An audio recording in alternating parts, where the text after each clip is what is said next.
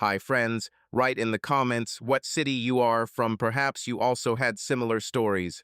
It is very interesting to know what happened in your corner of the world. If you enjoyed it, don't forget to like it, share your thoughts or stories in the comments, and subscribe to the channel. There are more exciting and unexpected stories ahead.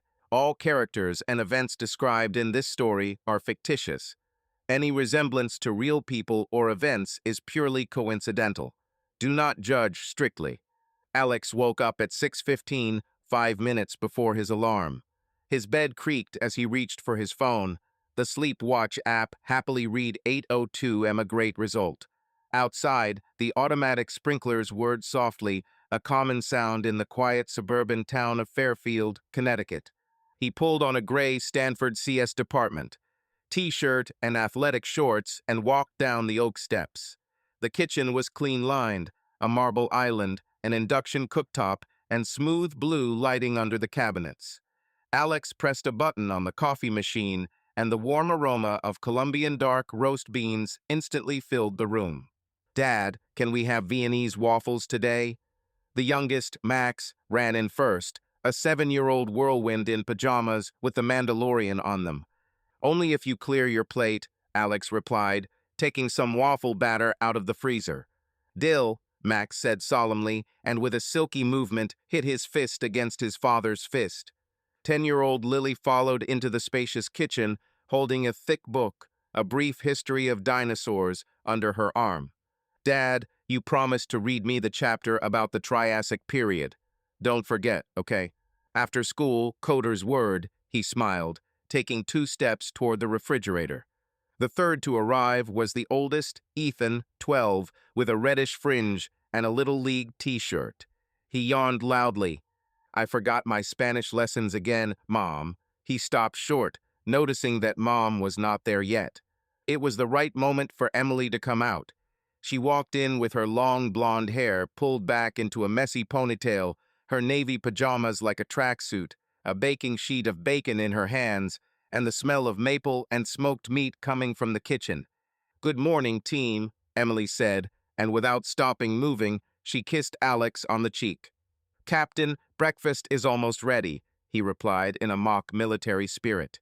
The kids occupied the high bar stools, someone was getting raspberry jam, someone was stretching a package of butter. Push notifications were blinking on the wall, S&P up 0.3%, Bitcoin testing 70,000 again. Alex glanced at it habit. "Dad, can we practice throwing after school?" "The tournament is in 2 days," Ethan asked. "Of course. I'll be back from the office by 5. "Hooray!" Ethan slapped his palm on the table, causing the glass of milk to jump. Alex caught the glass before it fell over. Just an ordinary day, but for him, it was perfect. He managed to write code for a large cloud service and be a dad and remain a husband who still loves his wife. In such a routine, a man sees simple, quiet happiness. However, he would never call it happiness. Everything is just in its place. After breakfast, Emily took the kids to get ready. Alex checked Slack. The DevOps chat was buzzing with discussions about how to optimize latency for a European cluster. He wrote a short, "We'll figure it out at 11 o'clock. I'll do a POC." He pressed enter and turned off the screen. "Hey, mister, I'm always working," came his wife's voice. She leaned against the doorframe, crossing her arms. "Do you remember Lily has a meeting at school today?" "I remember. I'll be there at 3, he replied. "Great," Emily smiled. "Remember to pick up the coffee." She walked out of the kitchen, and Alex caught himself smiling back even after a second. The suburban night was quiet, broken by the occasional car and an east wind. It was 2:07 when Alex woke up from a vague noise. At first he thought it was the dishwasher, but no, the appliance had been switched off at 11. He quietly crawled out from under the light summer blanket. On the floor was a light gray carpet that muffled his footsteps. The steady beeping of the refrigerator could be heard from below. As Alex passed the children's bedroom, he noticed that the door was slightly open. All was quiet. Max was hugging the plush droid R2-D2. The rustling came from Emily's office. She liked to work late, writing articles for a local charity magazine, but her voice didn't sound like work. "You don't understand," Emily whispered. "If he finds out, everything will fall apart." Alex stopped. A wooden panel separated him from his wife. He closed his eyes. Not eavesdropping meant going back to bed. But instead, his heart was pounding like microservices had crashed in production on Friday night.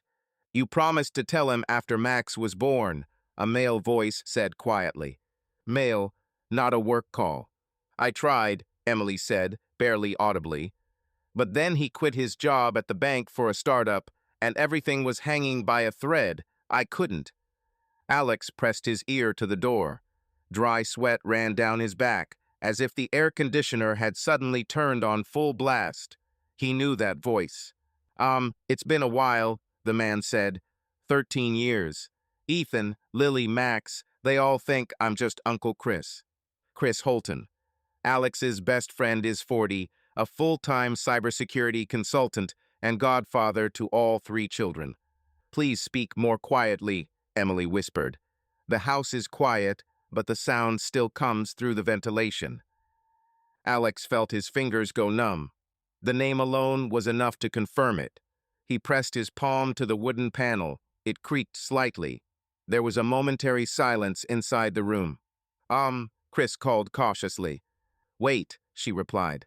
The sheet of paper rustled. Then Emily spoke more slowly, more clearly, as if choosing her words into a dictaphone. "I've lived with this secret for too long, but the children love Alex. He's their father, not by blood, but by every day of their lives. If I reveal everything now, we'll ruin their childhood." "You know," Chris said, "the truth will come out anyway. There are already saliva tests available in supermarkets."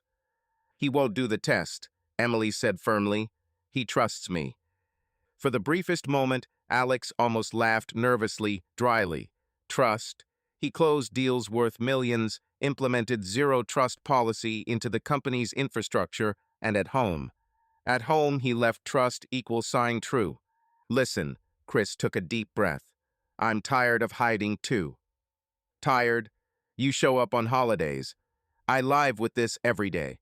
There was a slight sound. Someone stood up from a chair. Alex imagined Chris walking across the carpet, leaning toward her. "We had love, Em. Don't pretend we didn't." "I was," she said clearly. "But now Alex is my husband." The word "now" cut Alex harder than he expected. In fact, they had been married for 15 years. What did "now" mean? "Tell me honestly," Chris's voice trembled. "Do you love him?" "I love the way he takes care of the children," she answered reluctantly. "That's not a question," Chris raised his voice. The silence inside the room became thick, like a heavy blanket. Alex wanted to open the door, walk in, and show that he heard every word. But he stood there, as if nailed to the spot. Finally, Emily spoke. Slowly, clearly, as if putting a seal on a document. "Chris, understand one thing. Alex is not their biological father, but he is the only father they know." Alex's heart turned over. Sweat poured down as if he had been sitting in the August sun. Are you serious?" Chris whispered. "Yes, and let it remain so." Alex jumped back from the door as if he had been electrocuted. His wife's words had driven home the simple, hard truth. Alex is not their biological father. He felt his knees buckle. "I'm sorry," she added, "but he'll never know." It took Alex a moment to realize his hand was still touching the door frame. He pulled his palm away, stepped back. Another step. Fragments flashed through his mind. Ethan's first scream in the delivery room, Lily's laugh when he showed her simple recursion, Max sleeping on his shoulder after winning T-ball. Chris spoke again. "What if he does find out?" The answer was quiet, but it was enough. "Then we will lose everything." For Alex, the world had already changed. He turned and ran, almost silently, up the stairs to the bedroom. Emily's pillow smelled of lavender. He sat down on the edge of the bed and looked out the window. A dark courtyard, a swing swinging in the wind. The time on his phone was blinking at 2:21. 8 hours, 02 minutes of sleep. now seemed like statistics from someone else's life. He closed his eyes. A thin strip of light shone through from under the office doors. 5 minutes ago, it meant wife works. Now it means wife and secret. Alex buried his face in his hands. The bleach from the washed sheets stung his nostrils. His thoughts were spinning. What to do? Take a DNA test? Ask him point blank? Or continue the game?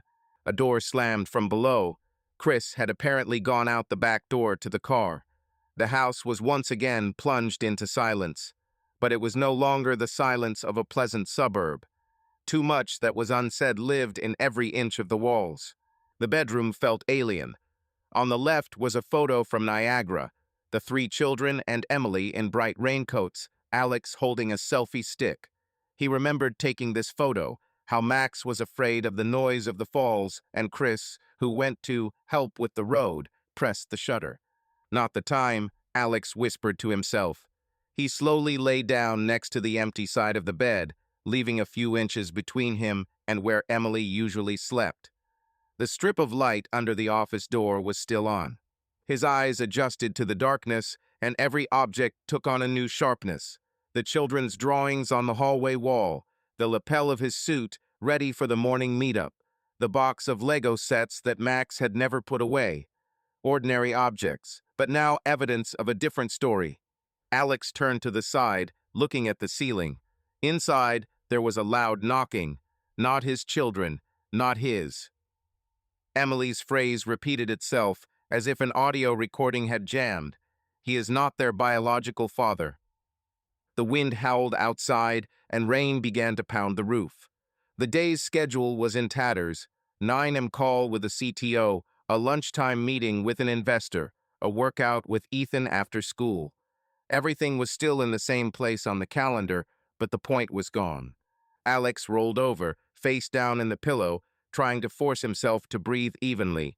The door in the hallway clicked quietly. Emily's footsteps were barely audible, as if she were walking on her fingers. She opened the bedroom door a crack, peered in. "Are you sleeping?" she whispered. He didn't answer. She pulled the blanket up to his shoulders, as she usually did when he was cold.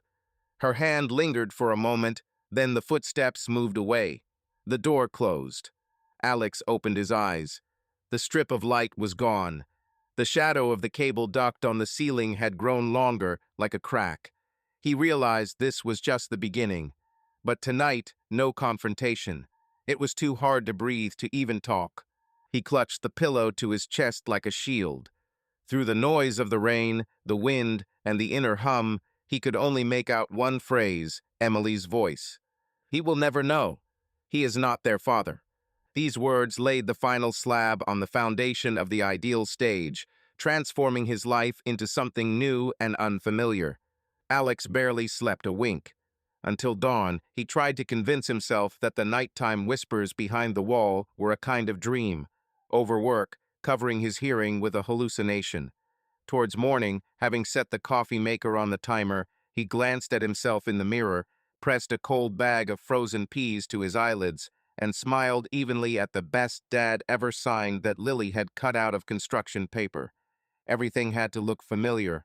The kitchen smelled of brioche and oranges. Emily was humming a light melody from the school musical, deftly flipping bread in egg batter. The children were arguing over who would get the chair by the window. Alex, putting a mug under the frother, noticed that his wife had already changed into jeans and a sweater she used to change after the school bus disappeared around the corner. Emily's phone was face down.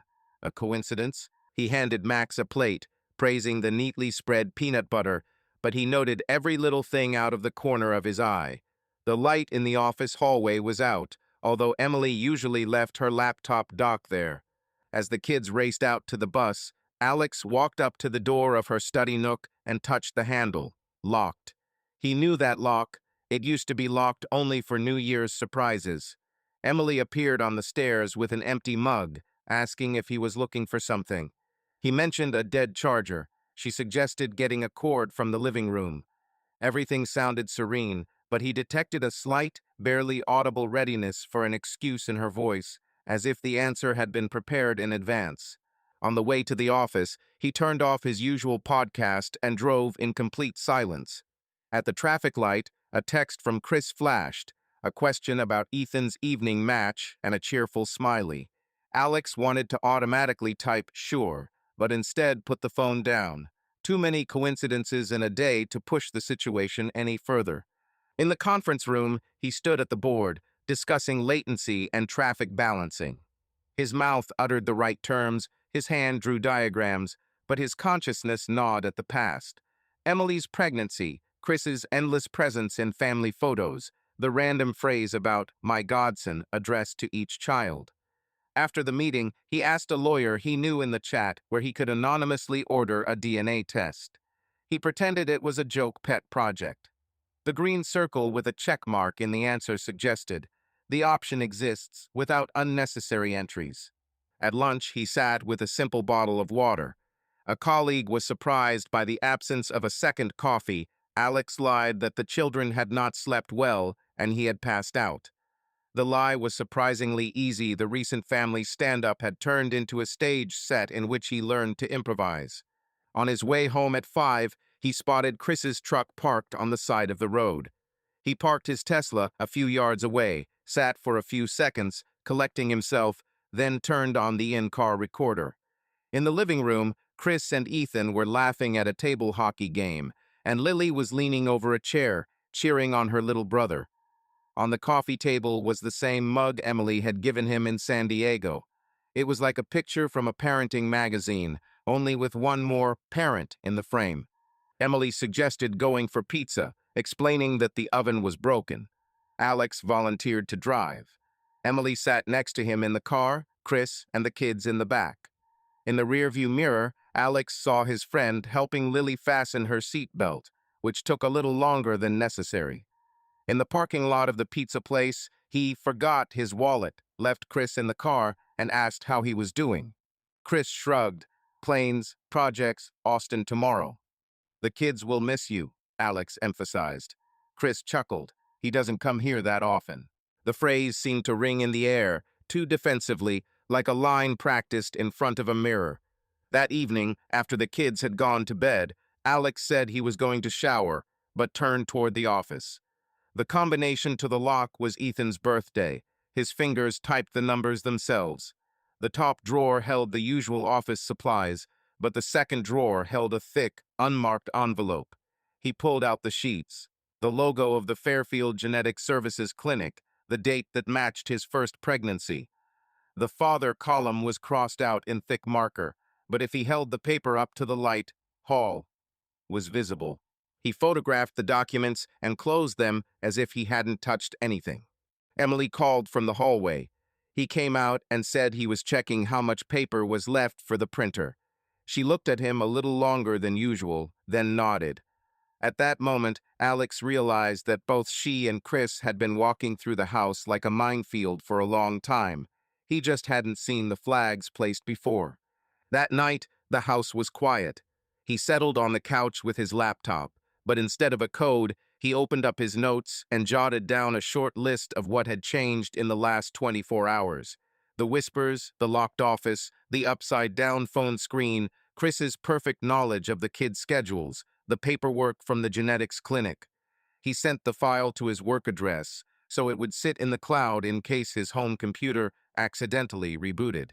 Trying to sleep, he caught a faint hope. What if he had made a mistake with the light? What if the letters under the marker showed up? What if the eye statistics meant nothing? But every time this thought grew, the cabin of the car appeared before his mind's eye, where Chris carelessly patted Ethan on the shoulder in a friendly way. Alex heard his own heart as clearly as if he were sitting in a soundproof studio. Tomorrow, he decided, the real investigation would begin, and the numbers blood from a finger, spit from a glass would say what he could not yet say out loud. Alex sat in the kitchen, absent-mindedly rearranging two glasses, one with cold coffee, the other with ice and water. Both were equally heavy, and for some reason this irritated him. He leaned his head back against the back of his chair and let his memory scroll freely backwards, like rewinding an old projector. He clearly saw the July heat of San Francisco in 2009. The co-working space's lab kitchen smelled of cheap pizza and hot plastic. Most of the hackathon participants were running around with laptops, and he was the only one standing over a frozen terminal just as the jury was about to begin. Error 127 was flashing red, and he was nervously chewing on the cap of a marker. "Your FFmpeg has crashed," a calm female voice said nearby. A girl in a Google Summer of Code t-shirt leaned over, ran her finger along a line of the log, and added, "Restart and reduce the bitrate. Not enough memory." He obeyed, and a minute later, the demo was rolling like clockwork. Second place, handshakes, camera flashes, but in the crowd, he saw only her, a blonde with an Emily Thorne U Chicago badge. "There must be dinner," he exhaled after the ceremony. "Save your money," she chuckled. "I've been living off free pizza all week, but I still have coffee." They went to the Blue Bottle around the corner. They spent 2 hours arguing about Python, Back to the Future, and why the names Thorne and Carlyle sounded like characters from a noir novel. By midnight, they noticed that the last tram had closed, and that they had both long forgotten the count. Alex walked her to campus, caught a cab, and spent a long time staring out the window, repeating her name to himself. A month later, he brought home his diploma and introduced his parents to the startup idea. His mother, Susan Carlyle, eyed her son critically, as if assessing whether the fabric of his suit would stand up to a second dry cleaning. "You've lost weight," she said as soon as he stepped through the door. "They obviously don't feed you in California." At dinner, Susan listed the successes of her acquaintances. Aunt Grace's son became a junior partner at Goldman. A friend's daughter married a Boston financier. Each name was accompanied by a glance in Alex's direction. "Compare," she said. "When are you going to show your project to an investor?" she finally asked, and without waiting for an answer, added, "Startups are nothing but trouble, no stability." Father coughed and hid behind the newspaper. His role in the family had always been that of a background bass, warm but not loud. Alex wanted Emily to have a casual visit to his parents, without fanfare. They arrived in Connecticut on Christmas Day 2009. Susan greeted her guest very warmly, but it was at dinner that she made the accents. "What are your plans after graduation?" she asked in a businesslike tone, as if she were interviewing a manager. "I'm looking for funding for an educational platform," Emily replied, not looking down. "Is there a significant investor?" "We're still looking." "Will your parents help?" "My mother is a nurse. My father died," Emily said briefly. Susan nodded. "So there's no financial guarantee. Okay, that's a bold choice." Alex tensed, but Emily smiled. "Guarantees can be paper or real. I choose the latter." Later, as Alex was getting ready for bed, he heard his parents arguing in the kitchen, his mother insisting that he needed a rock woman, while his father timidly countered that love was not limited to stock prices.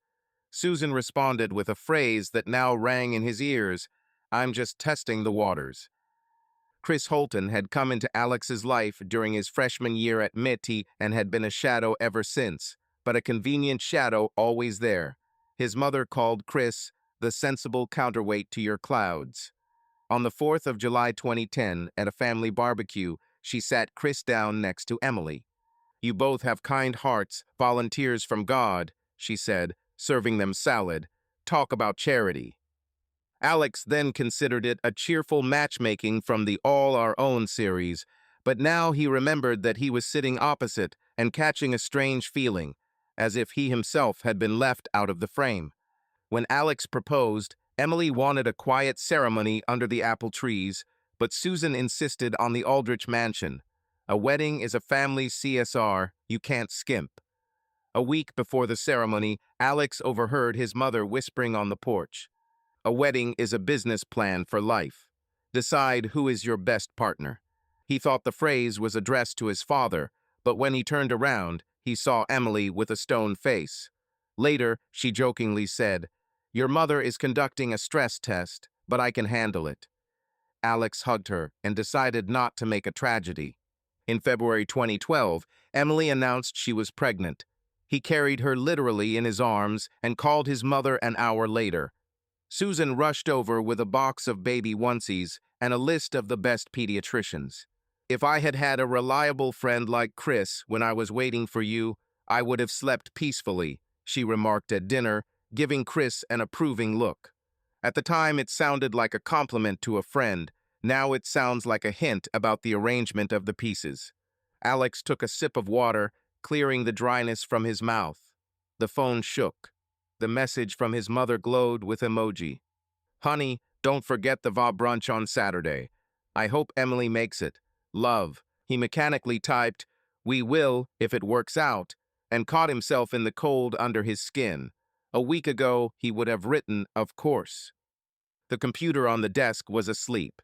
Alex touched the touchpad, opened an old Gmail archive he'd downloaded before paying for the extra gigabytes.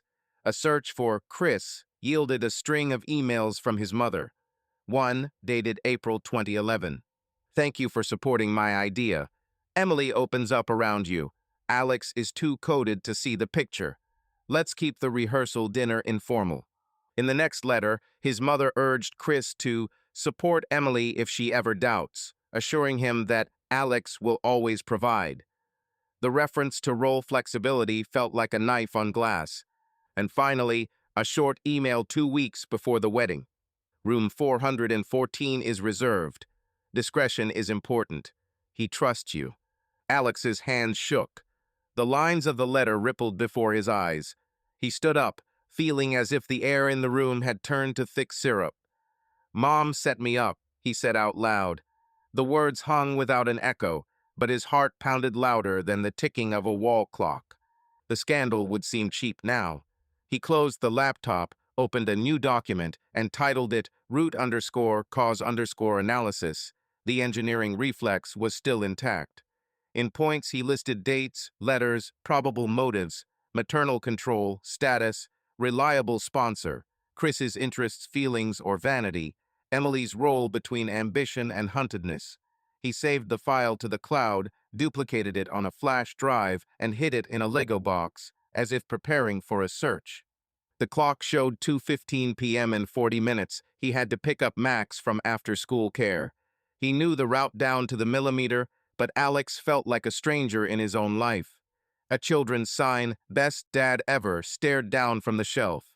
He touched it with his fingertip, checking if the glue was holding, and began to remember his father's advice, once said in the garage, "Keep an open heart, but build your own walls." Then it sounded trivial, now like a survival guide. He took the DNA test he had ordered that morning out of the drawer, put it in his jacket, and turned off the light in the kitchen. There would be no scandals until the facts spoke in numbers. Let everything collapse on its own when the results were known. He quietly closed the front door, and the house remained behind, calm and silent, as if it had always been the scenery for someone else's play. Alex got up before dawn.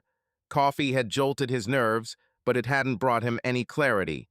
There was a hole on both sides. On the left, his trust in his wife had collapsed. On the right, in his friend, whom he had known for almost half his life.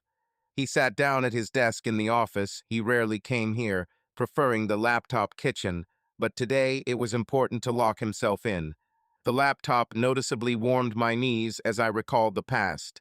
Chris Holton, the hot-blooded, loud, brightest guy on the mid-campus, the one the girls called, the one who plays rugby and writes viruses for fun. The first image, an evening on the roof of the dorm, the wind from the Charles River, a bottle of cheap bourbon, 3 friends Alex, Chris, and Phil from the solid-state physics course. Chris then laughed, slapped the edge of his hand on the parapet, and declared, "Carlisle, in 10 years you will be Jeff Bezos, and I will be your security service." Phil asked what he would do himself, to which Chris winked. "You'll work on quantum bits and figure out how to hack my code, so it won't be boring." Chris always had a line that made even those who came to the party unsmiling laugh. He could hold the center of any circle at a lecture, at a bar, on the wedding dance floor. But along with the charm came a touch of chaos. The perpetual textbook debts, the extra parking tickets, the missed deadlines that he pulled off at the last hour with a fireworks effect. "Reliability is a spare tire," Chris joked, and the crowd cheered until their projects started to have clauses about unequal shares. Alex recalled how they applied for a grant together at a startup incubator in 2010. Alex was responsible for the algorithm, Chris for the commercial part. At the presentation, it suddenly turned out that Chris had changed the budget, adding a PR campaign item. The grant money fell through. Investors did not like surprises. After the meeting, they stood in the rain on Wahlberg Street, and Alex asked a direct question for the first time. Why are you getting into numbers that we didn't agree on? Chris waved it off. You think about the details, I think about the big picture. Without noise, the project will perish. They had shared a glass of whiskey, and Alex had chalked it up to the fervor of youth. But now, looking back on that evening, he saw a compromise with a twist that he had simply missed through the thick camaraderie. The most dramatic moment was from 2011, when Chris showed up in San Diego, where Alex and Emily had flown to attend an EdTech conference. By the middle of the second day, Alex was down with a fever. Emily walked him to his room and returned late that evening, smelling of the sea and hot sauce. She said she had dinner by the pier with techies from the gamification section. Alex believed her. Conferences often ended with spontaneous get-togethers. In the morning, Chris texted, "San Diego rocks. Loved your tip about fish tacos." Alex was surprised, but took the chance. The city was small and party-loving. Now the chain was different. Emily plus Chris plus grilled fish. He opened a browser and logged into the corporate panel of the telecom operator, a habit of checking the company's account. The family's personal account had 5 lines, his and Emily's numbers, 2 children's tablets, and a spare SIM card he had once given Chris for a temporary project. Strictly speaking, the card was listed on the Carlisle account without activity. Alex clicked on Call History. 2 weeks ago, the spare card sent SMS messages every 3 to 5 minutes from midnight to 1 in the morning. The recipient was Emily's number. He went through the dates. It coincided with the day Emily was finishing an article for the magazine. Another click detailed by geolocation, point of contact, sector of the same base station, a mile from their home. The foundation of facts cracked louder than emotional guesses. Alex created a local copy of the CSV on his laptop and saved it in a folder with a password. At noon, he dropped Lily off at a table in the school hall, surrounded by posters of Lego modules. He opened a program that read photo metadata. The family cloud held thousands of images. He selected those taken with Chris's camera, which he often shared via the family album. At a glance, they were ordinary shots: a barbecue, Ethan's baseball game, Lily's school play. But the metadata didn't care what was in the picture. It showed the date, the coordinates, sometimes the serial number of the lens. When he selected a photo from the last Thanksgiving, he noticed something odd. The EXIF geotag didn't match their house where the dinner was held. The coordinates pointed to Virgin Point, Long Island. Either Chris had accidentally taken the photo earlier, or he had swapped the files when uploading. He put the file in a separate folder. The next photo is Emily with the kids in the stands at a baseball diamond. Alex was at the register getting hot dogs. The corner of the frame captured a reflection in the vendor's van, half of Chris's face stretched into a smile, and a woman's hand tucking his hair behind his ear. Alex zoomed in down to the pixels. The manicure is a bright coral. Emily wears clear polish, but he remembered that the week before the game, she came home from the salon laughing at her attempt at color. In the evening, when the house was filled with children's voices, Alex closed his laptop and went down to the living room. The TV was showing a cartoon, Max was spinning a fidget spinner, Emily was cutting fruit onto plates. Everything was familiar, like a fast-motion commercial. In the corner of the sofa lay a thick book with a faux leather cover, a photo album that Emily prints every year before Christmas. Alex sat down next to her and flipped through the pages. Chris appeared in almost every spread: Godfather, assistant coach, Uncle Santa Claus. For years, it had seemed like sheer generosity. Now a new detail had emerged. In every frame where Chris wasn't looking at the camera, his gaze was directed at Emily. Not at the children, not at the lens, only at her. Alex hid the trembling in his palms and smiled at his son, who asked if he could turn on the second episode. His voice came out even. That night in the kitchen, he pulled an old hard drive out of the drawer with the oven manual. It contained archives of AIM and Ike correspondence from his college days. He had to install an emulator of the old client. A search for Emily in Chris's chats yielded fragments of phrases. She doesn't understand how much he's investing in her. I'm afraid it will turn into a debt that he won't ask to be repaid. Sometimes your best friend is the guy who protects you from the truth. I need her on the team. He just needs to know that he's funding our kids. Hey, it's a joke. Don't be scared. The 2010s era emojis now looked like sarcastic masks. Then the chat ended. Apparently Chris had deleted some of the logs. But one fragment was enough to send a chill down my spine. Our children, from the lips of 29-year-old Chris 17 years ago, was figurative. Now, knowing the night's conversation, Alex saw the literalness. He leaned back in his chair, feeling how disgustingly easy it was for a friend to become a stranger. A scene from their 2011 graduation party came to mind. They were standing at the Miracle Bar. Alex was telling her he had proposed to Emily. Chris had clapped him on the shoulder, shouted 3 tequilas to the bartender, and made a toast. For a friendship that can withstand any secrets. Any secrets had sounded romantic then, like thick syrup on words. Now it was a preface to what happened later. Towards morning, Alex laid out a diagram on the table, a simple mind map on a sheet of Whitman paper. In the center was a circle, Union, Emily plus Chris, branches with facts extended from it. Conversation 207, SMS from spare SIM card. Photo reflection, baseball. EXIF mismatch. Chats 2010. Letters from mother. On each thread, he put a sticker with the level of evidence. Direct, indirect, needs to be confirmed. When he was done, he realized that the board resembled a cyber attack investigation, only the target was his own life. At that moment, the phone broke the silence with a soft click. A message from Chris arrived. Brother, I saw the schedule of games for the weekend. I think I'll come by and bring gloves for Ethan. How are you? Alex stared at the screen, his temples throbbing. The words brother and gloves suddenly felt heavy as stones. He started typing, everything is fine, come over, erased it, wrote, let's do it closer to the date, and erased it.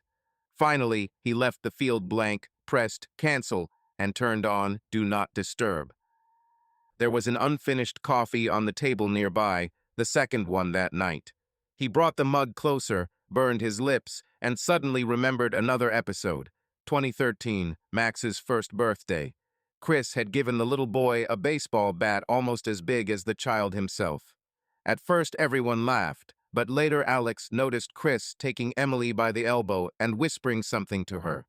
She smiled with her eyes, looking down at the cake. Then Alex wrote it off as friendly closeness. Now every gesture, touch, glance was rethought.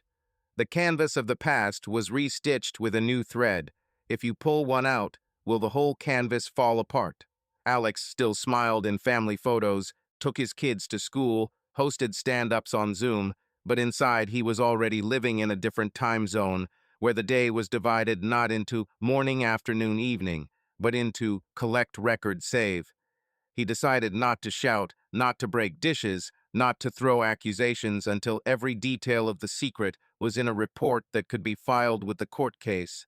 On Monday afternoon, he walked up to the 20th floor of a nondescript office building in Stamford.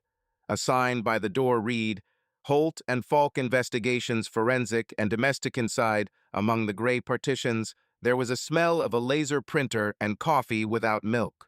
Mr. Carlyle, I'm Miranda Holt. A woman in her 40s introduced herself with the precise movements of a former cop. Her hair was pulled back into a bun, and there was only a Moleskine notebook and a battery of digital recorders on the table. Alex put down a folder with a yellow sticker stuck on top of the sheets with latency calculations. Trust == false. I need to establish the facts without leaks, he said. Whose loyalty is in question? Wife and best friend. A triangle, Holt said, unsurprised. Budget, time frame, desired accuracy?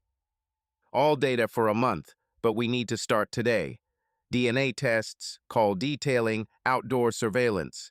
The budget is reasonable, but confidentiality is absolute. Holt pulled out the form. Signed that the result can change your whole life. This is not a joke, Mr. Carlyle. He signed without reading. His hand shook only for a second.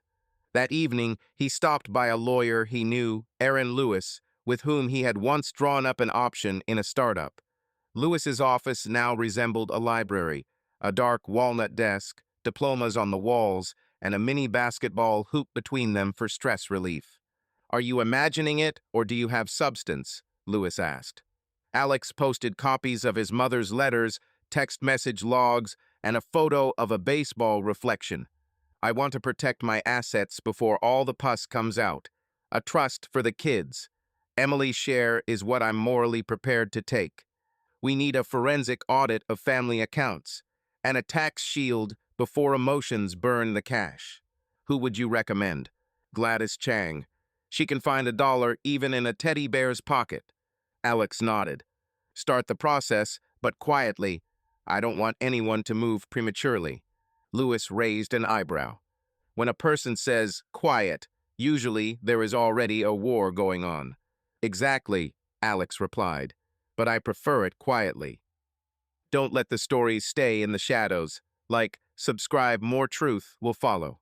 That night, he sat in his office, a lamp illuminating the mess of flash drives and folders. The postal robot had delivered 2 additional DNA test kits. Each came with a sterile brush and a QR code. Alex had pasted new stickers on the boxes. Ethan, Lily, Max. "The duffel bag will accidentally come with me tomorrow," he muttered. The plan was simple. Tell his daughter it was a lab experiment for biology class. Tell his sons they were taking part in a secret challenge for their dad's startup. Children's imaginations would close the questions, and Holt and Falk's lab would ensure the anonymity of the samples. The messenger on the table blinked. Miranda sent 2 files, a geolocation statement for the spare SIM and the first surveillance photos of Chris's pickup. It stopped at some nondescript ranch outside the city, and half an hour later Emily's white Audi Q5 pulled up to the gate. "The route has been the same 4 times in the last 2 weeks," Holt wrote. Alex saved the photo to a hidden folder, encrypting it with a 16-character password. The next morning, the house was living its normal life. Emily was frying scrambled eggs, Max was drawing a comic book with a droid, Lily was asking about the school science fair. Alex put sealed envelopes with test kits in the children's backpacks. "What is this?" Ethan asked. "You'll soon have a topic about DNA in biology class. I made a deal with the teacher. You'll hand in samples in advance and see the sequences," he explained. "Cool," Max exclaimed, without asking any questions. Emily smiled. The geek dad was throwing another surprise. Alex smiled back, only noting how easily a lie could be released into the air if you lowered your voice and looked straight into her eyes. During the day, sitting in a glass conference room, he signed the protocol on postponing the release, but under the table he corresponded with Gladys Chang. "G. Chang, primary report.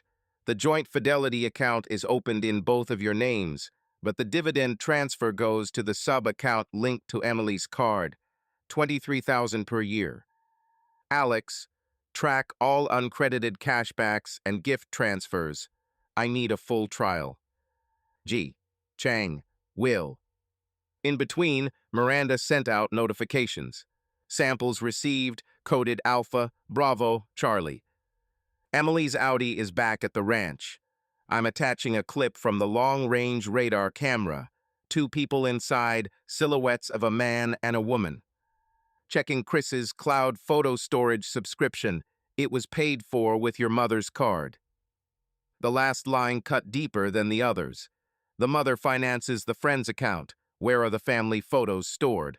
Alex slammed the laptop shut so abruptly that he noticed his colleague's gaze through the glass. He had to pretend to yawn tiredly. "The release was burning," he said. The house smelled of pizza that evening, the kids were laughing at memes, and Emily was sorting through the mail. Among the envelopes was one with no return address. She handed it to Alex. "Your finances." "Yeah, probably a fund report." He winked and put the envelope in his pocket. In the office, he opened it. Inside was a flash drive from Lewis marked draft. On it was a scheme of asset distribution: 60% in a trust for the children, 20% in a reserve account, 20% a liquid fund for unforeseen expenses. A letter was attached to the document.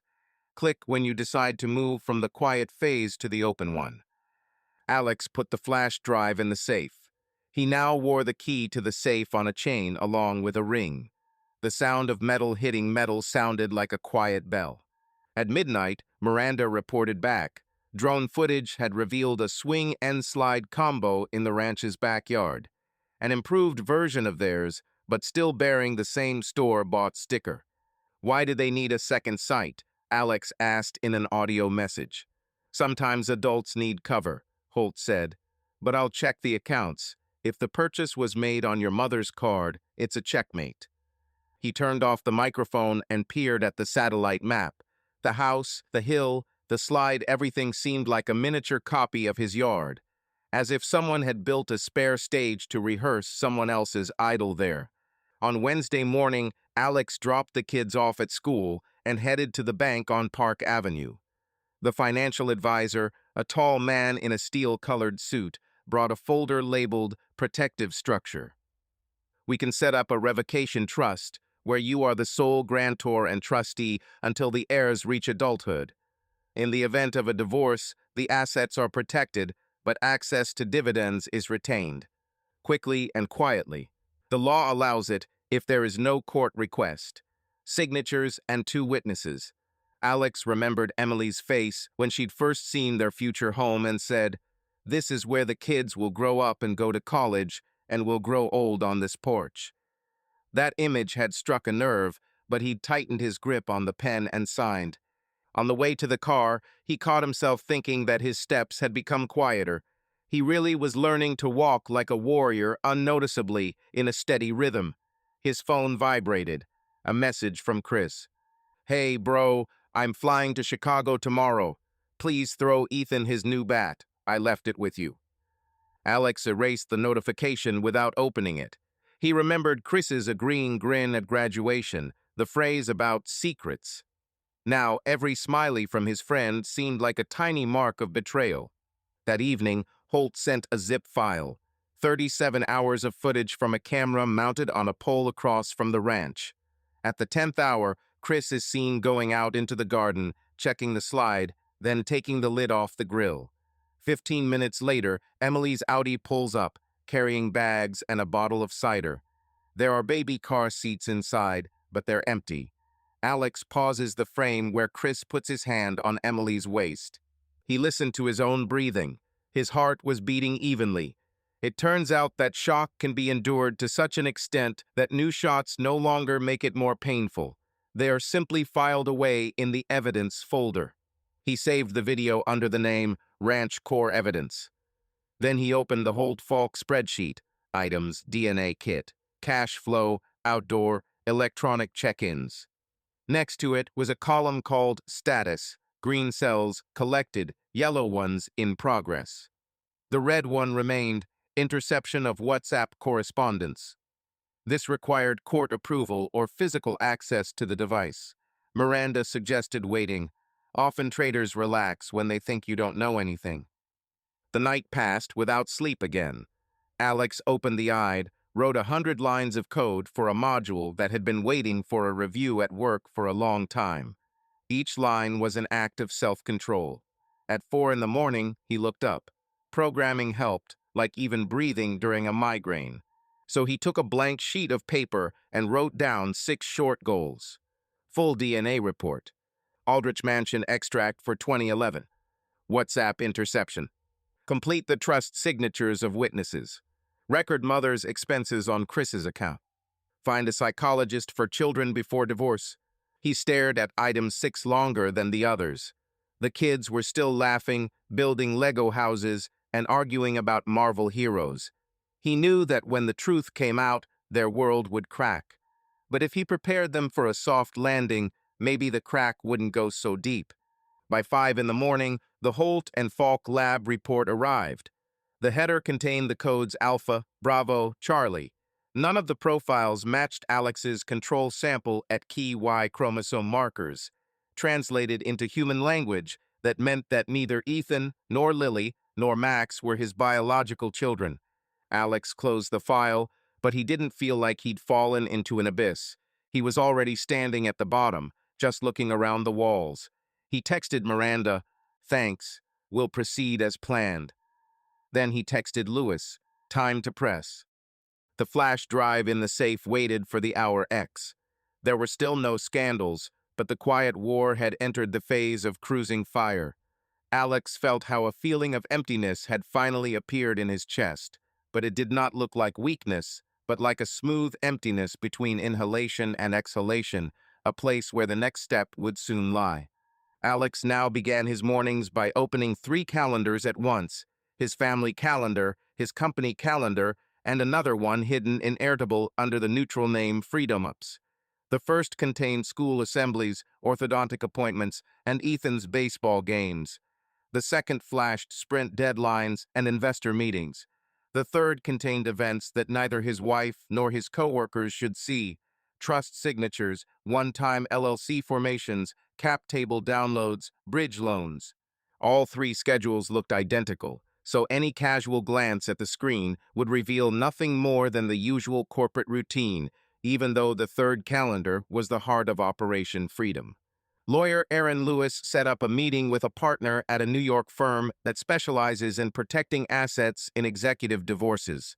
The 47th floor conference room overlooked the Hudson. The glass turned the street noise into a steady white noise. The lawyer laid out a file.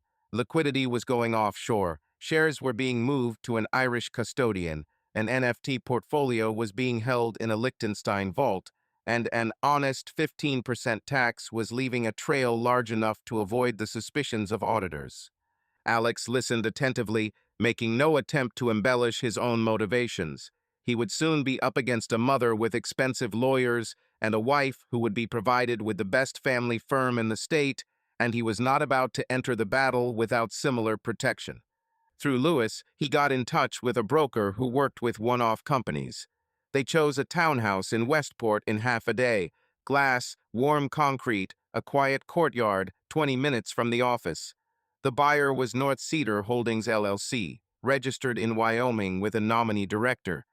The name of the ultimate owner was not included in the public registers, only a closed part of Kik, password protected and accessible to 7 people in the world. Alex had a new HomeKit profile on his phone called Studio 2 Keys and a code for a smart lock. On Friday, he walked out of the notary's office with an envelope containing the documents of the revolutionary Carlyle Legacy Trust. 60% of his startup's shares, more than half of its bonds, its crypto wallet, and almost all of its royalty stream were now strictly earmarked for his children. As he signed the final pages, he recalled Max recently asking if his name sounded like a comic book. He'd replied that a name was what made any story special. Today, the story was armor for 3 unsuspecting little characters. Protecting revenue was only half the battle. Cleaning up the company's capital spreadsheet was next. In a private Zoom room, Alex showed the CFO a pre-sale health check presentation explaining that a strategic buyout could yield a higher multiple than a Series B. On paper, it looked like a market analysis. In fact, he began uploading all the key documents into a virtual datasite room, preparing to turn the company into cash, which is easier to divide than hypothetical future revenue. Meanwhile, Gladys Chang was sorting through the family's accounts. On Emily's card, she found 6 payments to Briarwood Counseling for $900 each, short-term couples retreats. The address of the wire was the same ranch house that Miranda Holt had geo-tracked. The payment gateway was registered to Susan Carlyle. The puzzle was coming together. Her mother was funding therapy in the house where Emily was meeting Chris. Alex took out a $20 million key person policy, with a trust named as the beneficiary. The more the assets were tied to the children, the less they could be used as leverage against him. By this point, the fear of investments was greater than the melancholy. He had been planning the course of the war as carefully as he had spent years building the cluster infrastructure. Midweek, Miranda brought in 4 months of Chris and Emily's correspondence. The audio file, recorded one night while Alex was reading the kids a bedtime story, was jarring with the phrase, "Susan thought of everything," and the assurance that Alex lives in numbers. He paused after the second listen. If they thought numbers were his weakness, they didn't know how long ago he had turned them into a weapon. Late at night, the new house smelled of fresh plaster. The empty rooms still echoed. On the kitchen island sat an envelope with the safe deposit box combination and a gray notebook. Alex wrote down his plan for the coming weeks: complete due diligence, accept letters of intent from the buying banks, agree on guardianship options, transfer the children's insurance to a trust, and invite a family psychologist, presenting the meeting as a research project for a school competition. Having written it down, he put the notebook away in a niche and snapped the magnet into place. The next day, Miranda warned that Susan was throwing a luncheon in honor of Chris's charity contribution, a clear step toward bringing her friend into the public eye. Alex immediately texted Lewis. It was time to file for a closed-door divorce using the wording "irremediable breakdown" and a provision for fraudulent activity. A courier picked up the papers on Monday morning. A hologram copy went to the North Cedar safe, the original to the court office. That evening, the CFO reported 2 letters of intent. One bank offered $120, the other $128 million for a controlling stake. Alex responded diplomatically, but in his mind he was already calculating. Even if the money was split in half, each child would have enough for an education, a first home, and the start of any dream. The very fact of cash on the horizon gave a sense of air. It was close to midnight, and he stood by the kitchen window of his home, watching the streetlights paint the wet asphalt with amber spots. The clock ticked behind him, and his phone in his pocket reminded him that tomorrow he had to give Miranda the passphrase to access his cloud reserves. In a week, the psychologist's report would arrive, into the first closed hearing. The house would live as usual. Morning orange juice, the commute to school, jokes about math over breakfast. Only now, beneath that facade stood a fortress of trusts, one-off companies, insurance policies, and encrypted correspondence. On its inner walls, Alex left room for only one word: freedom. By November, Connecticut smelled of wet leaves and smoke from fireplaces. Alex set the turkey on a heated marble slab to cool, checking that the silverware was level. 3 forks on the left, a knife and spoon on the right, glasses arranged diagonally, as his mother had taught him. 3 low candles burned on the long oak table. Between them stood flat white envelopes, one for each place except the children's. The paper was thick and cotton. The flaps were stained with dark blue wax. The door slammed, and the house filled with the usual noise. Max was the first to run in. "Dad, look, I found the roundest acorn." Lily followed, carrying a book about ancient lizards. Ethan showed off a baseball autographed by the coach. Emily lingered in the hallway, helping Susan and Mark off their coats. Susan smiled, motionless as in stock magazine photographs. Mark quietly adjusted his glasses, ready to disappear into the shadows of any scene. "The turkey was perfect this time," Emily said, inhaling the scent of cinnamon and sage. She noticed the envelopes, but only raised an eyebrow. "We'll start after the acceptance speech," Alex said evenly. Chris was 10 minutes late. The familiar bass of his pickup truck was heard, and a moment later he appeared in the doorway, smiling as always. In his hands he was holding a box of wine and, as if by accident, another bouquet of rosemary. "Happy Thanksgiving, family," he announced loudly and took a step towards Emily, but Alex intercepted the box. "Thank you. Put the wine on the sideboard." Chris nodded, still trying to maintain his trademark charm, and sat down between Lily and Mark. His envelope was right in front of his plate. He glanced sideways, but said nothing. When everyone had taken their seats, Alex stood up. The noise of children's voices did not immediately subside. They were waiting for the usual joke from their dad, but he stood too straight. On this holiday, we have always given thanks for what unites us, he began. Today, I want to thank the truth, even when it comes late. Susan straightened her back. Alex, the children, she warned quietly. Let them hear, he interrupted, reaching for the first envelope. Lily, Max, Ethan, this is a family holiday. I have something important to say to the adults, and then we'll all have turkey and pie together, okay? The children nodded, a little puzzled, and continued to look at the candles. Alex handed out the envelopes, first to Emily, then to Chris, then to Susan, and finally he placed the last one in front of Mark, who seemed to want to refuse. What is this? Emily asked, feeling the thick paper with her fingers. Answers, Alex said. Please open yours. The wax hissed, and the glue popped almost simultaneously. Susan opened the first. She blanched when she saw copies of her letters to Chris, but her lips remained sealed. Next came scans of Briarwood counseling invoices, a reservation for room 414 at the Aldrich Mansion, and cloud storage account statements. Not a single unnecessary word, just dates, amounts, signatures. Chris pulled out several sheets of paper with lab stamps, DNA profiles of the children, comparisons with the AC control sample. The paternity index column was all zeros. He opened his mouth, but met Alex's gaze and looked down. Emily held a thicker folder in her hands. At the top was a state court request for a divorce hearing, then a copy of the new trust for the children, then an agreement to sell the company to Carlyle Legacy Trust. At the end was an unsigned sheet. On it, in one line, I offered to leave the family without war. All you need is here. All I need is honesty. Emily sighed so quietly, it was more like an exhalation. She slowly folded the papers and pressed her hand to her throat, as if there wasn't enough air there. Alex, can we discuss this later? She asked barely audibly. Later is the past, he replied.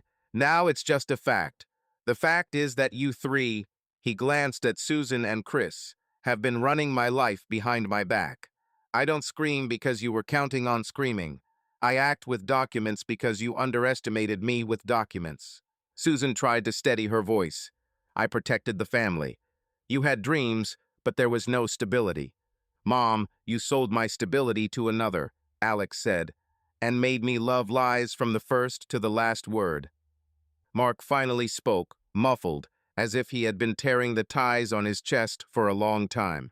Susan, did you know all this? His wife turned around, a slight tremor in her voice. I thought it would be better for all of us. For whom exactly? Mark looked down at the envelope, as if he was hearing his own palm on paper for the first time. Chris took a deep breath. Alex, Don't even try, Alex interrupted.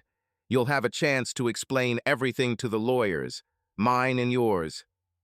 He turned to the children again, slowly, emphasizing each word. Kids, Mom and I will talk to you later. You are not guilty of anything. You are the main reason why we are all here. Max raised his hand as if in class.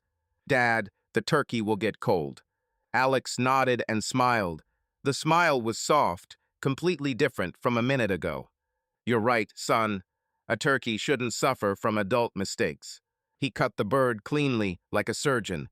The room was silent, but not empty, almost relieved. Everything hidden had landed on the table before the knife and forks. Emily wiped 2 streaks of tears from her cheeks. Susan looked down at her plate. Chris moved his chair a little further, trying to breathe evenly. Mark poured himself some water and drank it down in one gulp, as if rinsing away the bitterness. He put the knife down on the table and picked up his own envelope, empty except for one photo. Him with his 3 children at Niagara, smiling at the camera, holding a selfie stick. He turned the photo to face the table, as if to say, the past is not erased, but stored on the back. Now, enjoy your meal, Alex said, sitting down and looking around at everyone at the table, those he loved and those who had deceived him. Dinner seemed to have started all over again, only the air was heavier and the lines on their faces were sharper. And yet the children ate with appetite, as if to prove that gratitude had its own roots, deeper than any lie. Disappearance. The deal closed at 9:57 am New York time, with just 3 electronic signatures and 1 confirmation from the custodian. A number flashed on the tablet screen, 128,000 US wired. A second later, it split into 7 streams, like a river meeting its delta.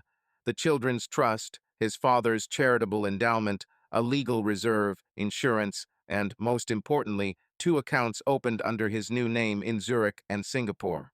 Alex leaned back in the bank's private office chair and closed his eyes. The air conditioner was still humming in his ears, and the smell of polished wood paneling filled his ears. Lewis nodded silently. Everything had gone smoothly. Yesterday, the court had approved the divorce agreement. Emily received the house, half of the White assets, and a covenant to keep quiet about the details. Susan had signed the settlement when she realized that otherwise she risked an investigation into the foundation.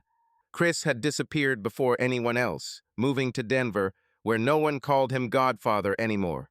At the exit of the bank, there was a black Tesla Model S, but it was not his car. A contract driver was behind the wheel.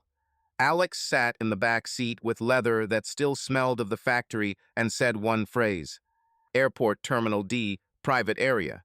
Through the airplane window, New York shrank to a pale chessboard. He wrote a final letter to the children. No reproaches, just reasons. Sometimes an adult has to hide to build a new launch pad. He left Lily a link to a private channel with books, Max an address to send comics, Ethan a crypto key that would open when he turned 18. First stop, Lisbon. The city was a set of tiles and wind, quietly spoken streets, tiled roofs, cinnamon-scented cafes. Here he got out of a taxi under the name Mark Lancaster, showing his St. Kitts and Nevis passport, a quick but expensive second passport obtained in advance through an investment program. The key to the Alfama apartment was in a code box. A Wi-Fi router, already configured for a VPN tunnel to Singapore, waited on the wall. For a week, he learned to walk along the embankment as if he had always lived there. Pastel de nata in the morning, a tiny espresso, the roar of the Atlantic behind his ear. In the evenings, he wrote code for an open-source project under the nickname Blue Delta. No one knew that the new committer who submitted the patch to the encryption library once ran a company with 100 engineers. He didn't hide from the world, but he erased the tags by which the world had found him before. The phone with the American SIM card sent a short ping via Tor once a month, enough for the lawyer to confirm. Yes, the client is alive. Yes, he reads reports on the children's health. Yes, he pays for school. Everything else disappeared. Social networks were frozen. Old email boxes were redirected to /dev/null. 3 months later, Alex crossed the Vietnam border on an electronic visa, then took a boat to Phu Quoc Island. Under the palm-roofed roof of a co-working space, he wrote a prototype of a service that anonymously checks national firewalls for leaks. He drank sugar cane juice during the day and slept to the sound of tokay lizards at night. The name on the villa's registration book was George Ray. He treated his loneliness with routine: short runs, dawn swims, a 40-task project plan. $500,000 sat in a file called Venture Alpha XLSX in case the idea took off. The rest was in index funds and Bitcoin, scattered among hardware wallets, hidden in the triple bottom of a razor blade, in a water-filled notebook, in a Lucerne safety deposit box. The first winter without snow passed quietly. In January, he received a report letter from Lewis. Ethan hit his first home run, Lily won a science essay contest, Max made a short film on his iPad. Alex turned on the video. The youngest son laughed, repeating off-screen, "Cut, one more time." His father's exact intonation. His heart sank, but tears did not come out. It was as if additional walls had appeared inside, and each held its own pressure. In the spring, he moved to Kyoto. He rented a small Makinwa with a garden, a lawn of moss in the yard, a stone lantern, a small pond with carp that you could feed without saying a word. Under the name Takshi Morris, he attended lectures at the local culinary school: knives, dashi broth, tea ceremony. His fingers got used to cutting vegetables more precisely than the cutting codes once had. The laptop still held 3 calendars. The family one was gone, just the corporate one and Freedom Ups, renamed Quiet Horizon. It held reminders: pay Lily's college deposit, renew Ethan's insurance, renew visas. Each item confirmed the status. A father was still a father, even if his name on the mailbox sounded different. Sometimes he caught himself thinking, what if one morning he ordered a Madeleine in a cafe and heard a familiar laugh behind him? But the laughter did not come. The past was held across the ocean, behind legal seals and multi-factor passwords. This was the strange freedom. You become a person without feedback and without expectations. Your present is a sheet on which the old ink is no longer readable. On the anniversary of the deal, Alex climbed to the top of Inari Hill. Above, Kyoto lay like a folded origami map. Temple roofs, red torii gates, the lazy smoke of home cooking. He took out a small wooden emu sign and wrote, "For those I love, let their world be more honest than mine was." He hung the sign on the hook, lowered his head, and exhaled. His body still remembered the weight of that November turkey, the leaden pause between phrases, the wax envelopes. But the air above the forest smelled of camphor and burning pine, and there was not a single crack under his feet. The new life did not promise oblivion, but it did provide transparency. Every second belongs only to you if the passport does not care who you were yesterday. Alex walked down the stone steps, slowly, without haste, knowing that the address of the next house was already written in an encrypted note, and the past would remain where it was sealed with wax in a foreign country called former home. In April of 2008, after that dinner, a short news item came to Connecticut. Anank Capital launches $400 million fund for Northeast tech ecosystem, headquartered in suburban Fairfield. The official release read, Ca Lancaster, managing partner. There was no photo of the manager, and his biography was sketchy. Stanford, several patents, early exit from operational life. The city, accustomed to banal local investments, was buzzing. In 6 months, Anank bought up the dilapidated warehouses of a former cable factory, commissioned Japanese architects to design a glass campus, and offered the Fairfield University School of Computer Science a grant for a new department of cyberethics in distributed systems. The rumor that the Lancaster billionaire sometimes shows up at construction sites quickly acquired details. He arrives in a matte gray Defender with no state license plates, talks to contractors without security, and never lets himself be filmed. Workers simply called him Mr. L. He had a slight Eastern accent that confused observers, and a habit of listening to the end before answering. At a cafe across the street, a barista noticed that this guest always left cash tips under an empty cup, and he had no social media on his phone, only a book app with hieroglyphs. Susan Carlyle watched the factory's transformation from the window of her vintage Citroen. She still lived in the house on Holly Street, but 7 years had left the rich furniture dull, and the phone was now silent rather than ringing. Her old partners had kept their distance after the story of the family scandal and the shady foundations. In charity circles, Susan was stigmatized for donating money that wasn't hers. The donations had to be returned. Her reputation was like a dress after bleaching. She was not invited to the new industrial park. Her old university board badge had long since expired. She drove to the construction site as if to check whether she could return the phone call that had once taken her son. Emily Carlyle was now back to her maiden name, Thorne. After her divorce, she had been surviving on alimony and the remains of her startup for a year, but no venture capital firm in the state would risk entering a round for a girl who had been written about in the tabloids as the wife of an entrepreneur and her godfather. A click away would show a collage of court photos and DNA diagrams. The last angel check had arrived anonymously, but the terms required full control by the donor fund. Emily refused, saying in an interview that any capital without a transparent face is toxic. After that remark, the investors disappeared completely. She taught UX design at evening courses and lived in a rented townhouse studio outside the city. The children, who were teenagers, were shuttling between the two houses. According to the court, Alex had physical custody only in the summer, but the money was regularly deposited into the trust accounts every quarter, and the cards depended not on the mother's mood, but on the algorithm. Father Mark lost his job as a financial advisor when it emerged that he had approved a transfer to Briarwood Counseling from the family account. The prosecution found no crime, but the bank canceled the contract for reasons of reputational risk. Mark lived on savings for a year, then sold the boat, then the wine cellar. Eventually, rumors began to circulate in the local pub that Old Man Carlyle was asking for payments until payday, which never came. Home became a rented room above a boatman's workshop. The smell of varnish replaced the smell of the newspaper he once read at dinner. In midsummer, the Technopark revealed its name, Niagara Labs.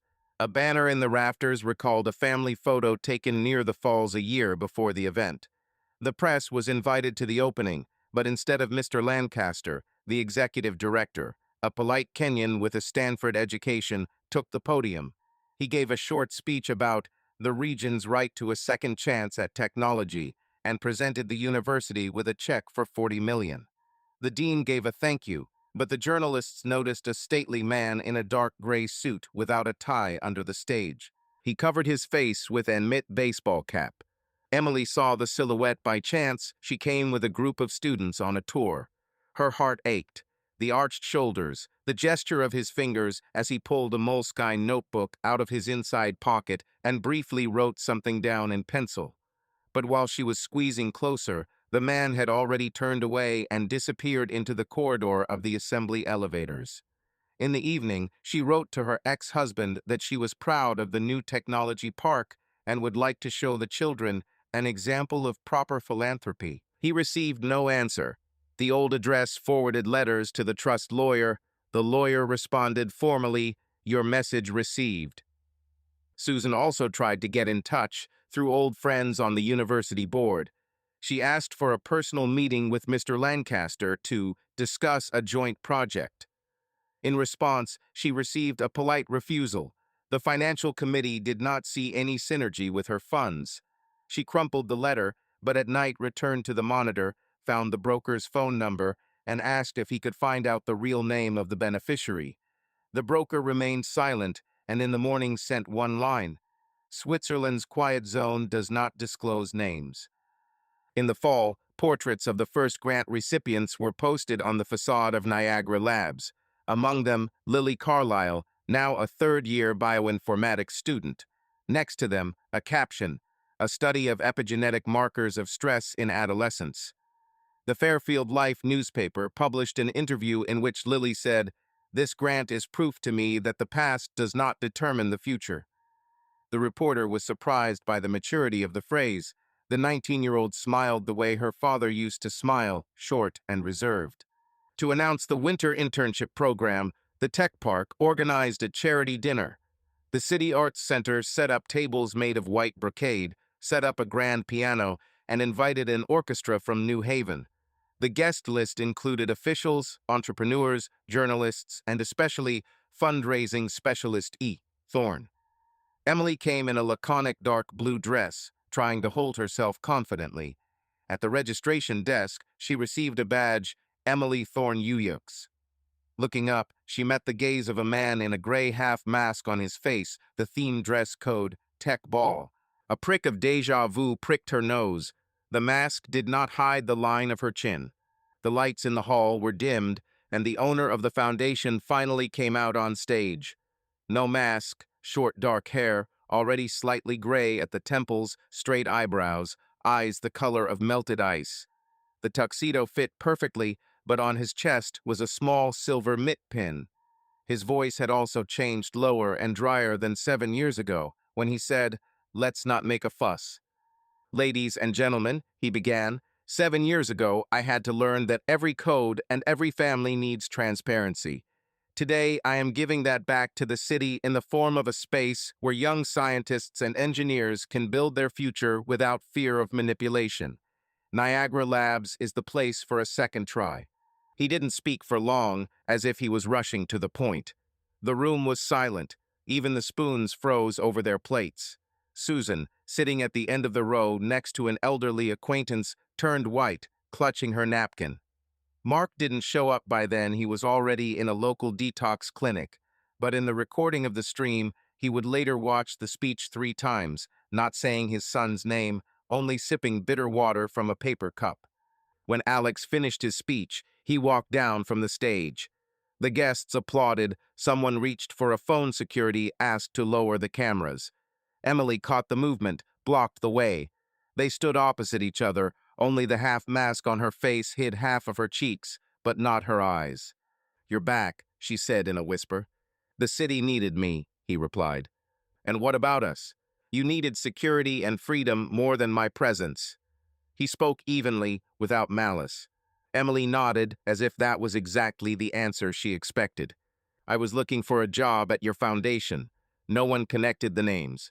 "The best candidates always go through the portfolio," he said, and softened his voice a little. "Send your resume to General at Niagara Labs. The team will decide from there, not me." She forced a smile of gratitude and took a step back, still holding the glass, but not remembering what was in it. Susan tried to stand up to approach, but her legs gave way and she had to lean on the back of the chair. Alex met her gaze. No hostility, just a long-ago sentence. She looked down and remained seated, like a schoolgirl who had failed an exam. The concert continued, waiters serving almond cake. Alex disappeared as quietly as 7 years ago. The lights of the hall were reflected in the dark glass of the Defender on the street. The car smoothly moved towards the highway, and only a careful look noticed that the driver and the passenger in the back seat were talking without words, with simple hand gestures. The morning papers were talking about the elusive billionaire who has returned to restore confidence in the region. An investigative reporter from Hartford noticed that the name Lancaster was an anagram of Carlisle plus N. He jotted down a story, but his publisher advised him not to turn a sad family scandal into a hunt for a philanthropist who was already pouring in hundreds of millions. Alex chose a spacious Brooklyn loft for the meeting, which Anank had rented as a temporary co-working space. The room was deliberately bare: white walls, a concrete floor, a long wooden table without a tablecloth, 4 chairs, a pitcher of water and cups. No formality, no press walls, just a place where they could comfortably look each other in the eye. They entered one by one. Lily first. She hadn't changed much since her college photos in the papers, except that her hair was shorter and her gaze was harder. Under her arm was a laptop and a thick folder marked Epigen. Behind her walked Ethan, wearing a college jersey and a baseball bag over his shoulder, his red bangs no longer covering his eyes, his movements balanced like the coach he had become. Max, the youngest, was now half a head taller than his father, his shirt unbuttoned at the collar, a tattoo of a pixelated robot on his arm. No one hugged. Lily nodded, Ethan raised his hand, Max hid his hands in his pockets. Alex invited them to sit down, but he remained standing, leaning his palms on the back of the chair. "Thank you for coming," he said, feeling his throat dry. "I know it wasn't easy for you to decide to have this conversation." Lily opened her laptop like a stenographer. "We came because all three of us decided it was time to deal with reality, not press releases." Ethan chuckled. "And because your assistant sent business class plane tickets." It came out sharper than he seemed to have intended, and Max nudged his brother. Alex didn't make any excuses. "I didn't call you to apologize. Apologies are part of the conversation, but rather I want to explain what is happening now and what will happen next." "It's a bit late to explain," Max muttered and looked away out the window. Lily tapped her finger on the lid of her laptop. "Let's not make a circle of guilt. We are adults. The three of us were loved by two people at the same time our whole lives. One was our biological father, the other was you. The biological one disappeared, and so did you. We got through it. Now each of us has questions." She pulled out a sheet of paper with points. Ethan rolled his eyes.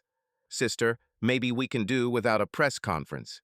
"This is not a press conference, but a structure," she answered coldly. Alex raised his palm, showing that he did not object. "Okay, structure is structure." Lily's first point sounded harsh. "Why disappearing and not living through the situation together, albeit painfully, but frankly, we thought you would have the courage to stay."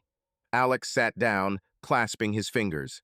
"At that moment, I only had enough courage to defend myself. All legal and financial leverage was against me. For 13 years, I lived without doubting that I was building your future. When it turned out that the facts were different, I made a choice to secure resources for you, remove conflicts from sight, and leave space for you to grow without squabbles. I understood that my presence in that chaos would hit harder than my absence.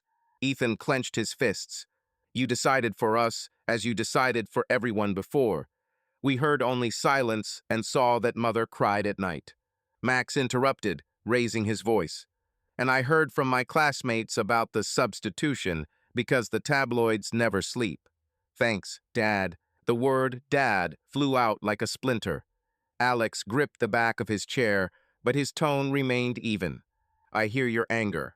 Back then, I had no way to explain and protect at the same time. Now we have time and maturity. He took 3 thin envelopes out of his briefcase and placed them in front of each of them. These are not checks. Inside is a short version of the trust report, your personal plans and contacts of people who will help you not depend on me in decisions. The money is available to you right now without conditions.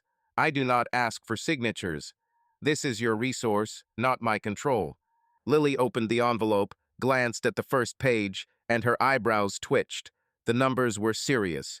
Ethan hesitated, finally tore the edge, and whistled through his teeth.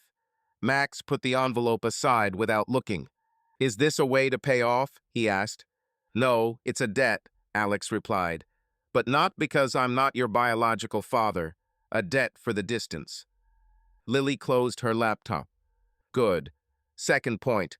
Why return under the guise of an investor and not under your own name? The city needed investment, not another drama. Lancaster is my working tool, and you are my real name. Lily nodded as if checking a box. Ethan put the documents back. I appreciate the trust. But there's something you can't put on a report. At my first college game, there was a man in the stands wearing a dark cap. I didn't realize it was you. It would have been more honest to come up to him. Alex smiled thinly. I was afraid to turn on the spotlight on you. Back then, the tabloids hadn't forgotten the name. Now the public has moved on. That's why I'm here, without a cap. Max finally opened his envelope, flipping through it slowly, as if checking the trap. 3 conditionally free years. Can be spent on any project-based artistic education. This sounds like a certificate that I have the right to make mistakes. He looked up. I want to make mistakes myself. Exactly, Alex confirmed. No instructions, no deadlines. But if you need help, there's a 24/7 support line. There was a pause in the room. Trucks were humming outside, subway wires were stretching. Lily was the first to break the silence. We talked to my mother. She admitted that even if she acted out of love, she did it destructively. She really lost a lot. Max added, in her own way, she tried to be a good mother, but we can't fix her choice.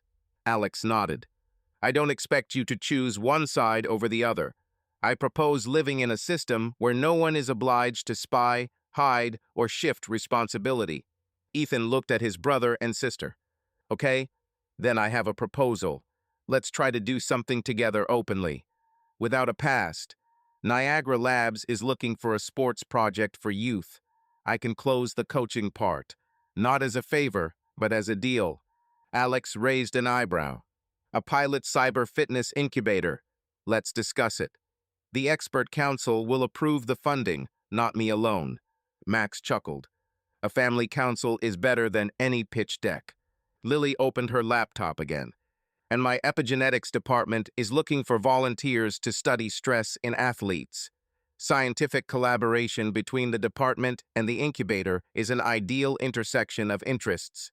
The brothers applauded in unison. Lily rolled her eyes, but a smile still appeared. Alex looked at them and felt something slowly unclenching inside him. 7 years of silence had not erased the threads. If we're going to build a new project, he said, let's finish today with a detail that doesn't need to be documented. I think there's a pretty good burger place around the corner. I remember you arguing over who could eat the most fries. Ethan stood up and stretched his shoulders. I propose a new championship, but without smart rings, He pointed to his own. I don't want the data to end up in my sister's lab report. Coward, Lily replied. I'll grab my laptop in case a brilliant idea pops up right over the potatoes. Max put the documents in his backpack. I just want food without drama. They headed for the door, Alex walking behind, studying the silhouettes. Lily was arguing with Ethan. Max was joking about the sauce. It didn't feel like a happy ending, more like the first convenient paragraph in a new chapter written without editors or voiceover prompts. As she was leaving the loft, Lily stopped and turned around. Dad, she said, no longer in a cold, businesslike tone, thank you for coming in person. Papers are important, but eyes are more important. Alex nodded. Thank you for giving me a chance. They walked out onto a noisy street. The elevator banged like a period, but after the period the line of text continued. Behind them was an empty table and 4 chairs. Ahead was the smell of fried potatoes, an argument about a sports incubator, and a whole bunch of unanswered questions that they could now look for answers to together out loud. Alex invited the children to his new studio home near Westport. The furnishings were simple: a desk, a sofa, a kitchen island. On the table were 3 identical folders. Today, everything is without lawyers, he said. You have 2 options. First, you accept me as a father and stay in my life. Second, you stop communicating. The decision is yours. There will be no pressure. Lily sat down first, without touching the folder. I've already made my choice. I'm with you. Then we build a normal relationship. We turn rare visits into a habit. We put important dates in a common calendar. She extended her hand, and Alex shook her palm. Ethan walked around the table, picked up the folder, opened it, and looked through the attachments. A plan for a joint sports project, a schedule for future training camps, a therapist's contact information. I need time, he said. I'll take the project, but I'll postpone personal meetings. In a quarter, I'll tell you if I'm ready for family trips and holidays. Accepted, Alex replied. It's your deadline. I won't remind you. Max stood by the window. He held his phone, looking at the screen as if he was waiting for a message. I don't know, he said. I have no anger, but I have an empty space. Leave me alone for now. Okay, Alex confirmed. Here's the number that's always on. When you leave, you take your time. When you come back, you call, no explanations. Max nodded, put the phone in his pocket, and left first. The door closed without noise. 2 weeks later, Lily suggested monthly family dinners. Alex agreed. They set their first meeting for Sunday. 3 months later, Ethan sent a short letter. The junior team has gotten stronger. I want to discuss a joint camp. I'm ready to meet. Alex answered only with time and place. They met at the college stadium. Ethan spoke calmly, without pauses. In the end, he said, I don't come for the money or the project. I want to know you beyond the headlines. Okay, Alex said. Let's start with training once a week. They clasped hands.